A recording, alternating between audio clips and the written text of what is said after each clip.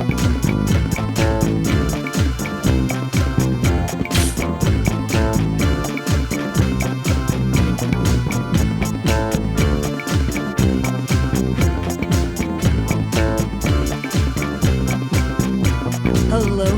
and welcome back to HHH, the podcast where we talk about those horrible humans in history.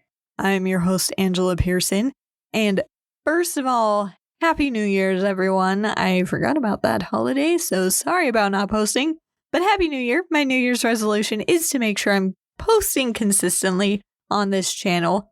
If you followed me for a hot minute, you know I'm not really great at that, so make sure you turn on those notifications. Make sure you're liking these episodes and click follow.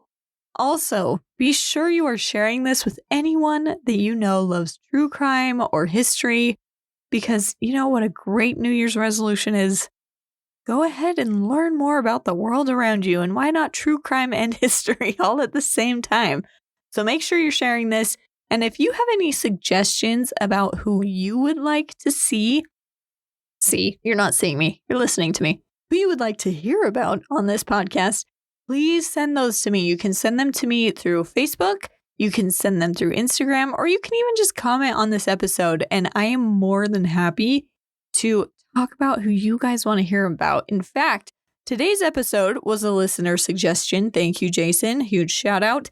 We are going to be talking about a person in history that some people still really revere, even though he's probably killed more people than anyone else in the history of this planet. We are going to be talking about Mao Zedong. Mao is a figure who inspires wildly different reactions. Like I said, some people worship him, some people fear him. It just depends on who you're asking. He was a revolutionary hero, supposedly. He was a poet, a nation builder, a tyrant, and a mass murderer.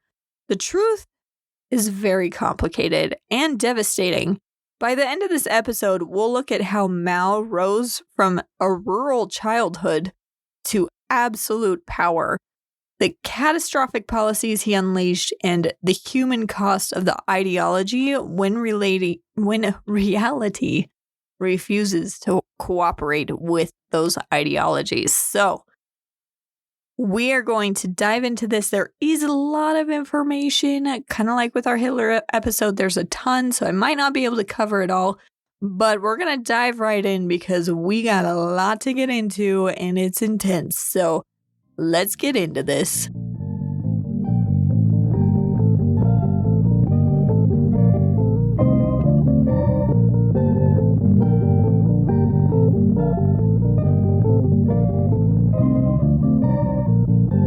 Mao Zedong was born in 1893. He was the founding leader of the People's Republic of China and the central figure of the Chinese Communist Revolution. Under his rule, China underwent radical social, economic, and political transformation. So we're going to dive into his life.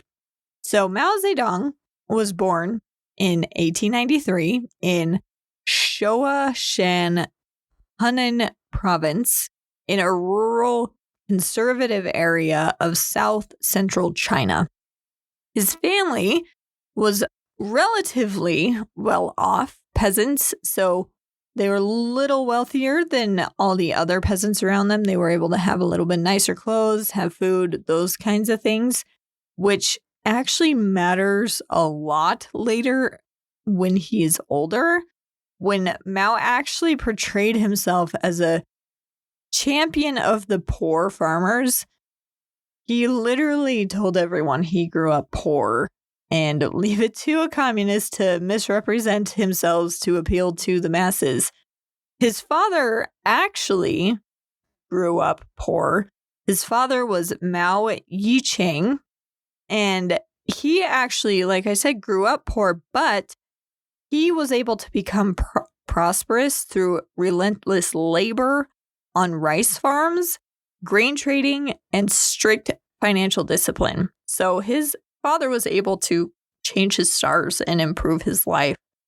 And at home, Mao's father ruled with an iron fist. He expected obedience, physical labor, and unquestioned respect, which makes sense because that's a cultural thing in that region.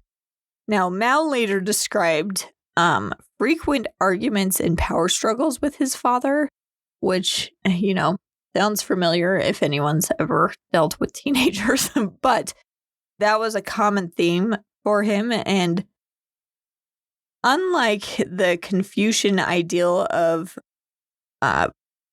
complete obedience, which Confucian ideals were taught pretty religiously, that was basically their religion at that point, Mao openly resisted his father's control. He did not like being controlled at all. He refused farm work, talking back to his dad all the time, and he challenged any punishment that was doled out to him. This early conflict with his dad's authority is often seen by a lot of historians as a rehearsal for Mao's later rebellion against all traditional hierarchies. So it started young for him. His mother, I'm going to say her last name wrong, Qimia, was deeply religious. She was very compassionate and far more indulgent of Mao. His mother actually had several fertility issues. She lost her first two babies, and Mao ended up becoming her only child. So she doted on him quite a bit. And she actually practiced Buddhism. So she, like I said, was deeply religious. And she would quietly shield Mao from his father's worst discipline. So she kind of was a silent middleman between the two of them. And Mao really adored her. And her influence actually gave him a lifelong sense that moral righteousness could justify defiance, even cruelty, if the cause was quote unquote correct. So you'll see that play out pretty severely a little later. So Mao received a traditional, like I said, confusion. He didn't get confused. Confucius education. That was their primary way of teaching their children. It was focused on memorization, obedience, and all of the classical texts. The main teaching in his Confucian education, was to accept your lot in life and go with the flow. Like, don't push against it, just accept it and just go with it, basically. Mao did not like this at all. And from life experience, he knew that he could actually change his lot in life. He saw his father change his lot in life, and so Mao knew he could do the same. Although he was really bright, he was really resentful of the system. He disliked rote learning and the moral emphasis on submission to elders and rulers. So he was a little rebellious, and even as a child, Mao gravitated towards stories of rebellion and uprisings and historical strongmen rather than the moral philosophers.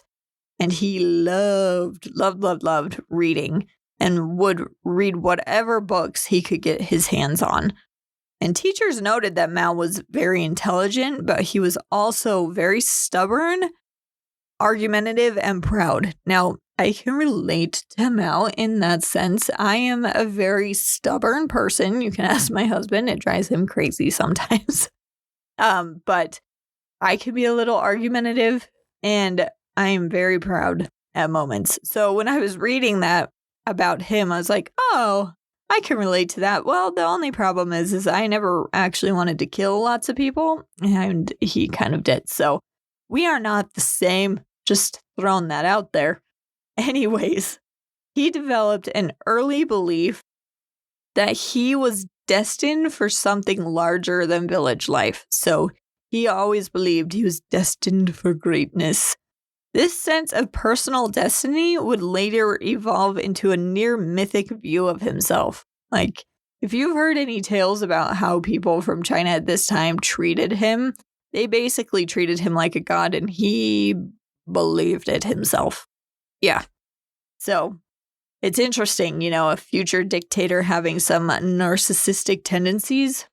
Yeah, Shocker.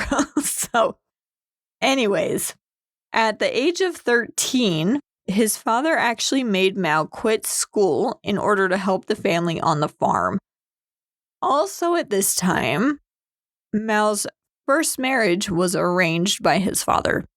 Yet, I don't know if you caught his age, but he was 13. And the bride's name was Liu Yi Zuyu. She was slightly older than him and came from a local family. And this was a pretty standard rural arrangement. You know, arranged marriages were really common back then. And Mao hated it. So much so that he refused to live with her. He barely acknowledged her as his wife and rejected the marriage outright. So he absolutely refused to go along with this. To Mao, Liu represented everything he despised: tradition, obedience, and paternal authority. So the marriage effectively never existed in practice. So he was married, but it never technically existed because he just pretended like it didn't. Well, Liu Yi Zuyu died actually a few years later from illness. So he wasn't married anymore when she passed away. But Mao rarely ever mentioned her again. And when he did, it was usually to emphasize her rebellion against the customs of the time. Not any personal loss. He wasn't like, oh, I had a wife, I'm so sad. It was like, yeah, see, I had a wife, but I didn't accept her as my wife, and she died. So even early on, Mao showed a striking emotional detachment when people became inconvenient to his narrative. You will see that a lot. People are not people, they are objects to Mao. Now, at the age of 16, he convinced his parents that he was actually going to be an intellectual for his career, so they agreed to send him to a boarding school in the city of Changsha. I think I said that right. While there, he would actually meet more people who shared his beliefs and that they could actually change their lives and go against the grain and not follow custom. And at this point, I need to step back and give you some historical context, because without this historical context, the rest of the story, I mean, it might make sense, but you need this historical context, so we're going to do it anyway. So bear with me. It's exciting, I promise. So when Mao was young, China was having to deal with something called the unequal treaties. Now, what are those, you might ask? Well, they are pretty much what they sound like.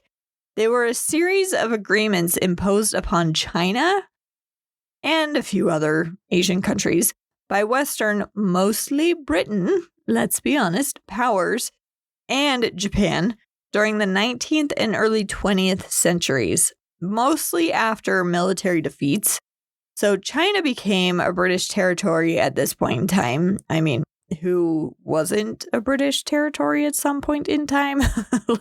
Let's be honest. Anywho, they were called unequal treaties because they were forced on China under the threat or use of violence and overwhelmingly benefited foreign powers at China's expense. So this is extremely important in the context of Mao because this affects his story, because he was very resentful over these treaties that shaped Chinese nationalism and eventually pushed him into the communist ideology. So these treaties are kind of important.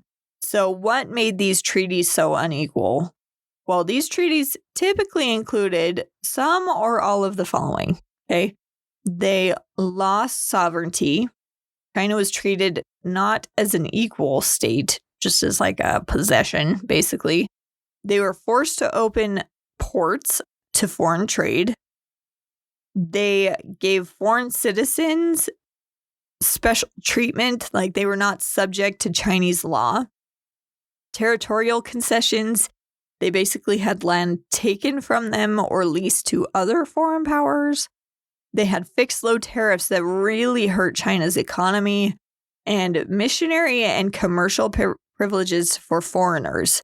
China had no ability to negotiate, and refusal meant war. So they were forced into this crappy situation. And the major unequal treaties came about because of the Treaty of Nanjing in 1842. And they were enforced by Britain. So these treaties were enacted at the end of the First Opium War, which we aren't going to get into a lot of details about that. If you're curious, go ahead and look that up. China seceded Hong Kong to Britain and opened 5 treaty ports to British trade. Britain was also granted most favored nation status. I don't know what that means. They get like a gold star or something. I'm just kidding. No, they were forced to trade with Britain and treat them better than any other foreign entity. And this treaty really marked the beginning of China's quote-unquote century of humiliation. That's what they called it. From then until about 1901, more and more treaties like this were placed on China from Britain, France, the United States, Russia, and Japan. And they even lost Taiwan to Japan. So they lost part of their country to Japan. Now, all of these different treaties were absolutely humiliating for China because they are a very proud nation who believed that they were the strongest nation in the world and should be the strongest nation in the world. Now, I don't know if that sounds familiar to you, where unfair things have been placed on a country because of a treaty after multiple wars. I don't know if that sounds familiar to you, but it sounds familiar to me. Anyone say Germany pre-World War I and post-World War I? Anyone? Yeah, sound familiar? Yep. Same kind of situation. Similar, not exactly the same, but similar. So, by the early 1900s, China could not fully control its own ports, laws, or tariffs.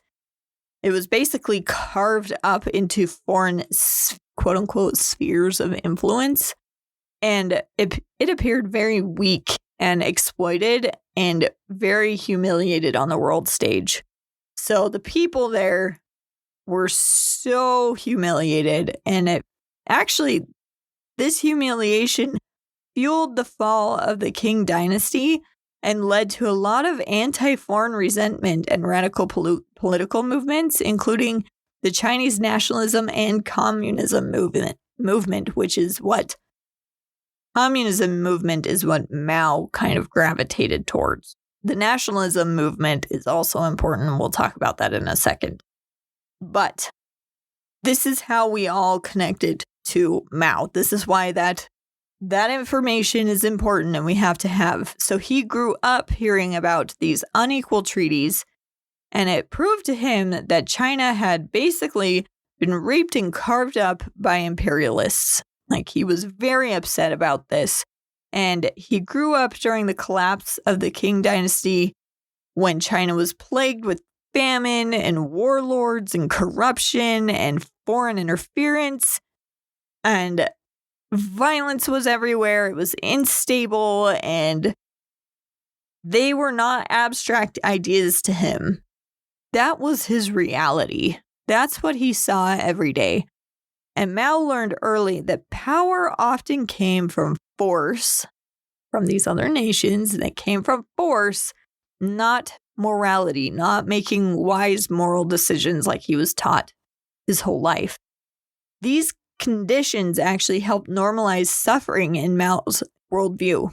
Survival depended on toughness, adaptability, and dominance, lessons he never forgot. And eventually, Mao's worldview would become suffering was acceptable if it meant China would never be humiliated again. So it was okay for the people to suffer as long as they were never embarrassed ever again. We aren't quite to that point in his beliefs yet on the timeline, but we're getting there, and we're getting there fast. So Mao didn't actually stumble into communism. It was a very slow process. He arrived at it very gradually through frustration, like we just mentioned, from reading, and a deep belief that China's existing system had utterly failed. Here's how Mao found the communist movement step by step. So, as a young man in the 1910s, Mao watched China unravel. Like I mentioned, the Qing dynasty had collapsed, but what followed wasn't democracy or stability. It was corruption, warlords, and foreign domination and poverty. That's what he was seeing. So to Mao, Confucianism and imperial rule had utterly failed, and reform was needed because the new movement felt weak and ineffective. And China really needed something super radical. So Mao was an obsessive reader, like I mentioned. He loved books. While studying in Changxi, I think I said that right. While studying in Changxi and later working as a librarian assistant at Peking University, he encountered Western political philosophy, socialist and anarchist writings, and Chinese reformist and revolutionary texts. So he came across these ideas. At first, Mao was not committed to Marxism. He wasn't fully convinced. He experimented intellectually, so he would come up with philosophies and ideas of how society would work with Marxism. And he would sample ideas, and then eventually he would pledge loyalty. But something happened in May of 1919 that completely changed it and fully convinced him that Marxism was the way to go. So the May 4th movement was in 1919. This was a turning point for Mao. The May 4th movement began as a student protest against foreign imperialism, especially China's treatment at the Treaty of Versailles. They did not come out of that very well, kind of like Germany. See, there's a lot in common between these two. Anyways, it quickly grew into a broader cultural and political revolt. So it started small as a student protest, and then it just turned into an utter revolt. Mao supported the movement passionately. It convinced him that mass movements mattered, and he realized that the youth, so like college kids, could be mobilized pretty quickly, and that national humiliation could ignite a revolution. This moment fused nationalism with radical politics, which eventually would become a core feature of Maoism, which was basically Mao's version of communism, which is also communism. So, anyways, communism's communism in my mind. It doesn't really matter. People die, so it does. Communism stinks. Anyways, while at Peking University, Mao was influenced by Li Dezhou, one of China's earliest Marxist thinkers. Li didn't just teach Marxism, he framed it as a tool for liberating China from imperialism, which is what Mao really wanted. Marxism was really appealing to Mao because it really offered a quote-unquote scientific explanation for oppression. It does not. It doesn't actually do that, but that's what he believed. It also justified revolution and violence, which is accurate. In communism, they believe without violence, it's not a true revolution. You have to have the violence. And because he really wanted to make changes, he really resonated with that. Because, who wouldn't want to justify violence against other people? And it promised historical inevitability. So no matter what, communism's going to happen, at least according to communism, which is really hysterical and kind of culty, if you ask me. I mean, a lot of cults believe that they're inevitable, so it's just kind of ironic. Anyways, unlike liberal democracy, Marxism didn't require patience or compromise. as long as you had the strength to cause violence, you could enact it right now. That's the belief. And in 1921, Mao attended the First National Congress of the Chinese Communist Party in Shanghai. The party was tiny. There were only fewer than 60 members nationwide. So it was not a big movement at this time. At this point in time, Mao was not a major leader. They were focused on urban workers, not peasants, and they adhered to the Soviet communist models, which were as close to Marxist teachings as you could get at the time. They believed themselves to be super pure communists. I think we've talked about this when I talked about Stalin. They really wanted to be pure communists. So when people say, oh, it's not real communism, I kind of want to slap them because the Soviets would have disagreed with you. Anyways, at this time, Mao quietly disagreed with the bulk of the party. There was issues he had with targeting the urban workers and not the peasants.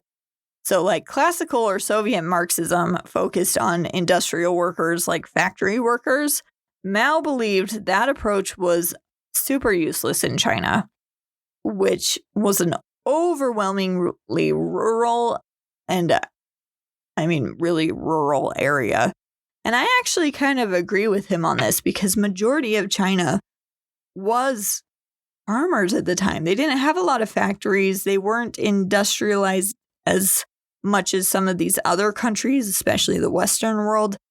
They were still a mostly farming culture. So I think he was right in the sense that it wouldn't have worked to focus on the factory workers. You needed to turn your focus to your poorest people in your nation. And to him, that would have been the farmers. So he decided that the peasants, not factory workers, were the real revolutionary force in China. So he secretly kept that in his mind. And this idea was very contradictory to the Communist Party at the time, but eventually became Mao's greatest political invention because it allowed communism to survive in China when urban movements failed. So for Mao, though communism wasn't just a theory, it was a weapon, and it was there to destroy old hierarchies, which he was completely against, so he was excited to use this weapon. It helped him justify absolute authority, and worst of all, it helped him mobilize suffering as a virtue. So being in pain and suffering and dying was actually a good thing. By the late 1920s, Mao wasn't simply a communist. He was shaping his own version of communism, built around discipline, sacrifice, and unquestionable loyalty.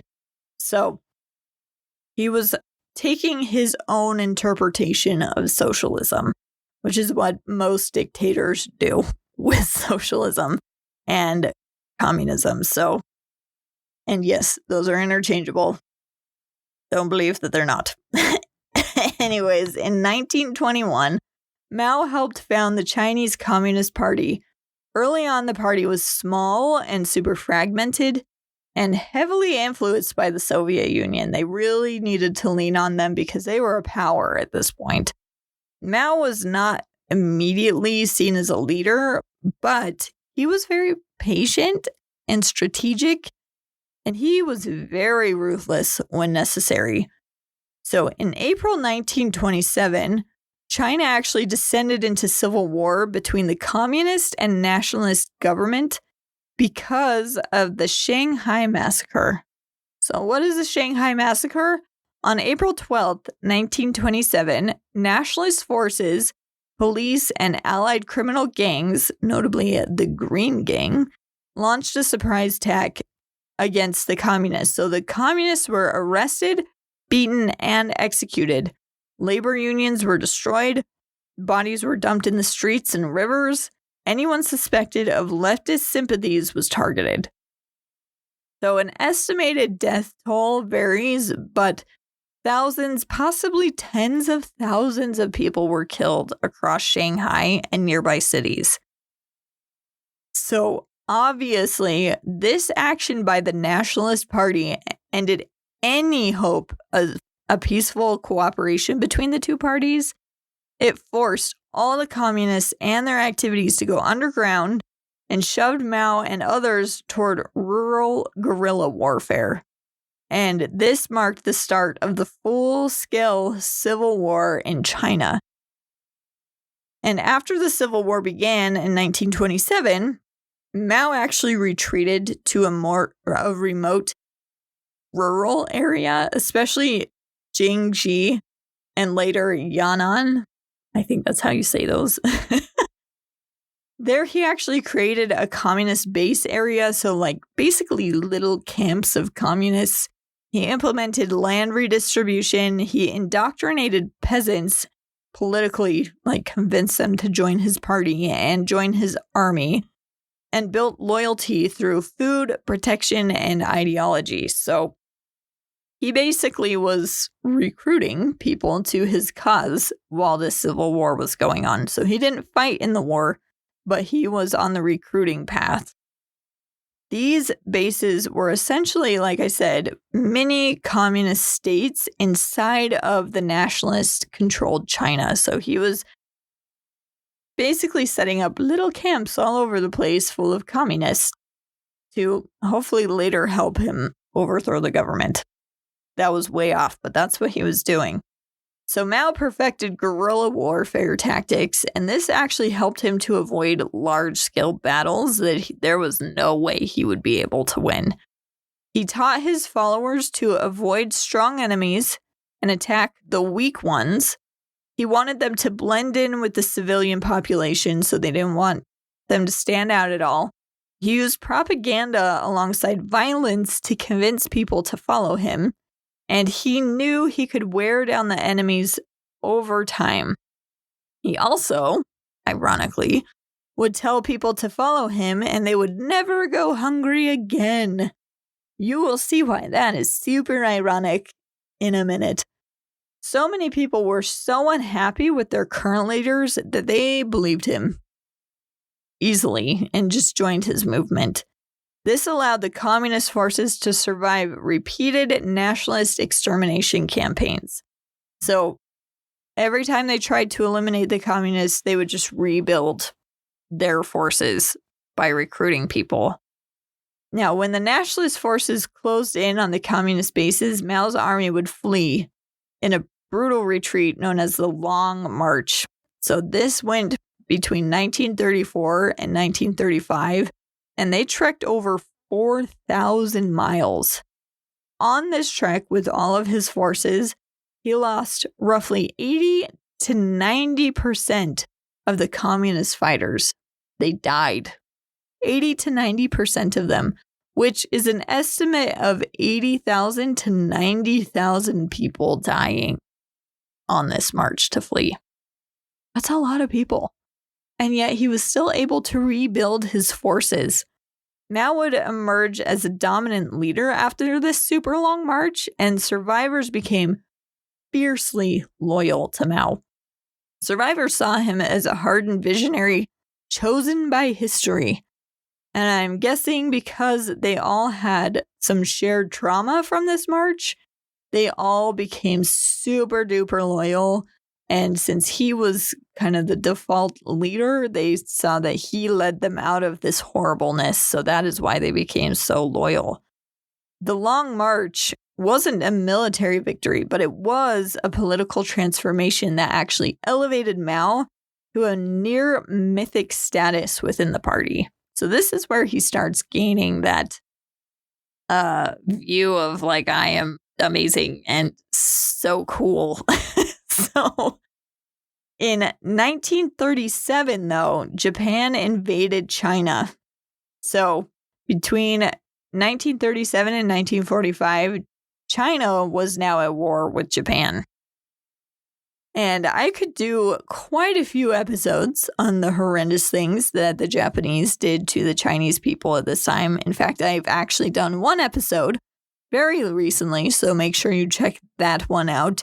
It's about, why can't I think of it? It just slipped my brain. I can't remember his name. but it's about camp where they tested people. People became guinea pigs, so you should check that one out. But this is where Mao's strategy becomes pretty controversial. I mean, he's a controversial figure, but what he chose to do was he used the invasion of China from Japan to his advantage. Instead of trying to save his country from Japan, he actually avoided large confrontational battles and focused on expanding his territory. So he just basically refused to fight Japan and was like, whatever, you nationalist party, you nationalist army can fight them. We're just going to go start recruiting people. Okay, bye. And that meant the Nationalist Party that had been hunting them absorbed the majority of casualties from all of the Japanese attacks. Now, Mao famously prioritized preserving the communist strength over defeating Japan quickly. His long-term enemy was the nationalists, not Japan, and he knew that. He also used the war to recruit millions of peasants to his cause. He portrayed communists as the patriotic defenders, which is super ironic because they weren't currently defending the country. They were avoiding defending the country. That's super ironic, that sly communist. So, lying all over the place, man. And he undermined the nationalist legitimacy. So he was turning the people against the Nationalist Party. And while he was in Yan'an avoiding fighting with the Japanese, Mao conducted ideological recentrification campaigns, so trying to get everything refocused. He forced confessions, self-criticisms, and purges to find anyone who was not loyal to his movement. And he established himself as the unquestioned ideological authority for the Communist Party. This ensured loyalty, so all these confessions, self-criticism, all of that really made people loyal before the final showdown of power. And this is how Mao built his Red Army. I don't know if you've ever heard of the Red Army. This is how it began.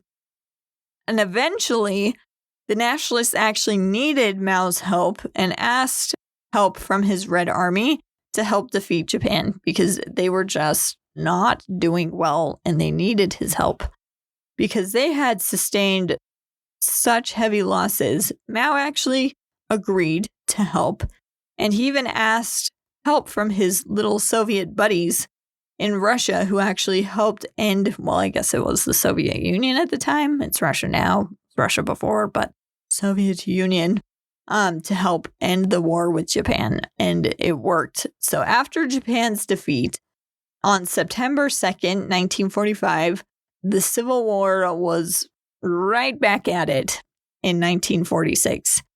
It actually didn't take long for Mao's Red Army to sweep the floor with the Nationalist Army. By 1949, Mao's forces defeated the Nationalists, who actually fled to Taiwan.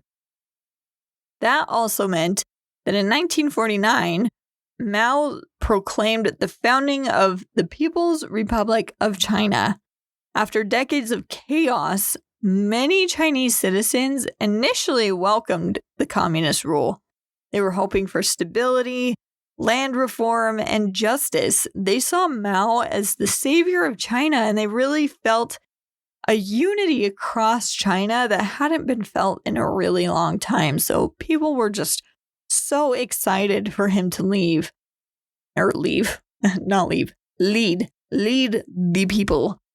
But as history has taught all of us, never trust a communist. Early policies targeted landlords and political enemies. Public struggle sessions, executions, and re-education campaigns become very common at the very beginning of his reign.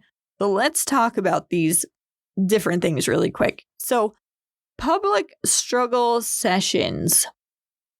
What is that? That sounds really weird, right? Well, these were ritualized acts of humiliation and violence staged in front of crowds. So victims were accused of being, quote unquote, class enemies. What that meant was they were a landlord, they were an intellectual, so like a professor or a teacher. They were a former official or anyone labeled disloyal to Mao, which basically was anyone against the Communist Party.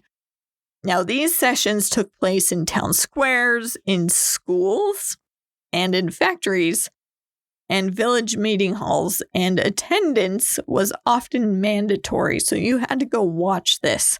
So what happened during these sessions? Well, victims were forced to wear placards listing all of their quote-unquote crimes. Now remember, most of these people are probably innocent of any of these crimes that they're accused of. They were made to kneel or bow painfully for hours. They were beaten, slapped, or kicked by Red Guards, or even locals would participate. They were spat on and verbally abused. And they were forced to confess, even if it wasn't true. The truth was not relevant in these situations. If you were accused, you were guilty. It did not matter. Now, family members, students, or coworkers were often compelled to participate. So if it was your teacher, you would be asked to participate. If it was your family member, you would be asked to participate in shaming them, beating them, whatever it was. And it destroyed a lot of trust and relationships. Many victims were actually killed on the spot, either beaten to death or driven to suicide. These struggle sessions dehumanized the accused and taught the public how to behave. It showed everyone that violence was socially acceptable, and it turned ordinary people into enforcers. So you would turn on your own family members. So you would turn on your friends. So you would turn on your teachers. No one wanted to be accused of being disloyal. So fear became collective. Everyone was terrified. Next, the Communist Party would have executions. Why, or who did they execute? Like I mentioned, landlords and, quote, rich peasants, former nationalist officials, intellectuals, and professionals, party members accused of disloyalty. Those were all the victims of these executions. Charges were often very vague and invented. And to me, it sounds like if you were successful or intelligent or just disagreed with the party at all, you were going to die. Which is really interesting because it says, quote unquote, rich peasants. Mao's father would have technically fallen into that category. So his father would have been one of those people that would have been executed. So executions were frequently public, sometimes right after these struggle sessions. The victims were paraded around before being shot, and children were often forced to watch these things. The local officials were often given quotas of how many people needed to be executed, so they needed to meet those quotas. Now, executions were framed as quote-unquote justice, but they were just basically fiction warning to everyone. It was a warning on display of don't cross the party lines. Millions were executed during Mao's campaigns, especially during the land reform in the late 1940s and early 1950s, anti-rights campaign in 1957, and the Cultural Revolution, which we'll talk about in a little bit, in 1966 and 1976, or 1966 through 1976. The true numbers of everyone who was killed is actually unknowable. We don't know the total number of casualties because all the records were either destroyed or falsified. Not surprising. And the next thing that they had was re-education camps. Now, I heard that, a few years back in COVID times, I heard a few people mention, just crazy people, mentioned that some people should be thrown into re-education camps because they weren't believing the science or whatever. And these were the radical crazy people. And when they brought that up, when they mentioned it, I thought of these re-education camps. So they were re-education through labor camps or laogai camps. I can't say it. So these camps were vast networks of forced labor camps. So prisoners included political dissenters, intellectuals, former officials, and even ordinary citizens accused of incorrect thinking, aka disagreeing with the masses. So inmates performed brutal labor, usually farming, mining, or construction work, often with inadequate food or medical care. Many actually died from starvation, exposure, or just plain exhaustion. The estimates are that hundreds of thousands to a few million people died in these camps. But we might not ever get to know the true number of how many people died in these camps. Now, re-education wasn't just physical, it was also psychological. So people were forced to study Mao's writings obsessively. They had to write self-criticisms, saying that they are horrible and they're the worst, and confess to imaginary crimes. And most importantly, they had to inform on other people. Like, think of Salem witch trials where you're being forced to confess and you have to say someone else's name to kind of save yourself. It was that kind of similar situation. Now, the goal was not reform. They didn't necessarily care if these people thought differently. They just wanted them to submit. They don't care if you agree. They just want to break you and have you submit to their will and do whatever they want you to do. Now, Mao did all of this when he took power, and he believed that the violence actually purified society and fear accelerated loyalty. I guess.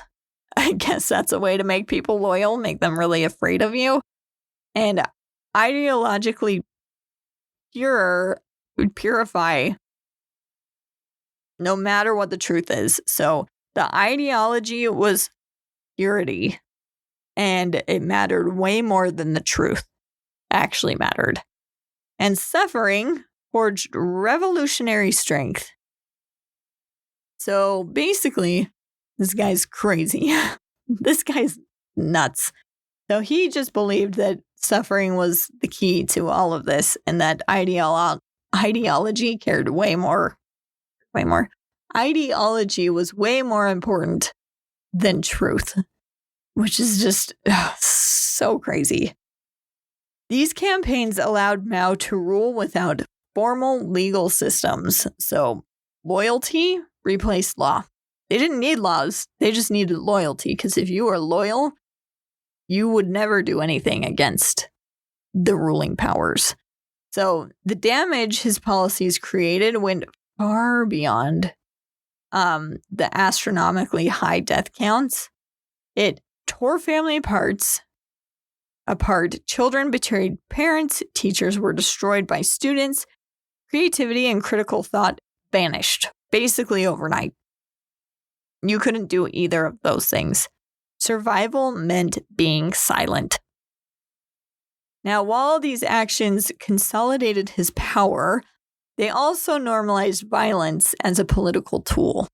Mao now stood at the very top, and no one could effectively challenge him. And believe it or not, things were about to get much, much worse for the Chinese people.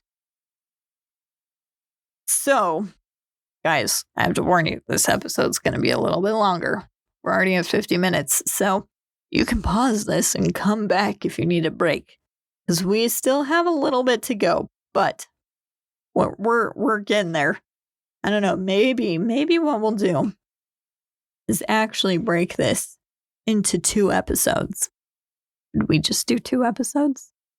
I think I'm going to make this into 2 episodes, because I want to give you all the details and I don't want to cut anything out. So what we're going to do is we are going to pause it here, because we've already covered the first half of Mao. So we haven't even gotten into the worst part. So you're going to have to join me next week as we get into the even worse part. So he's already killed probably a few million people just at this point in history. We haven't even gotten to the worst part. So I'm going to talk about the worst part next week because I don't want to drag this out too long because I don't want to bore you guys. But join me next week on HHH, where we will finish this episode of Mao Zedong. I know it's super long. And then we'll move on from Mao the following week. So join me next week on HHH. Make sure you're clicking the like button, subscribe, and make sure you turn on the notifications so you can get notified when we upload new episodes.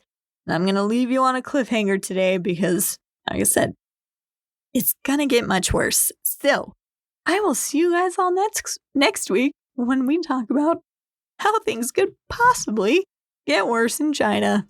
We'll talk to you then, guys.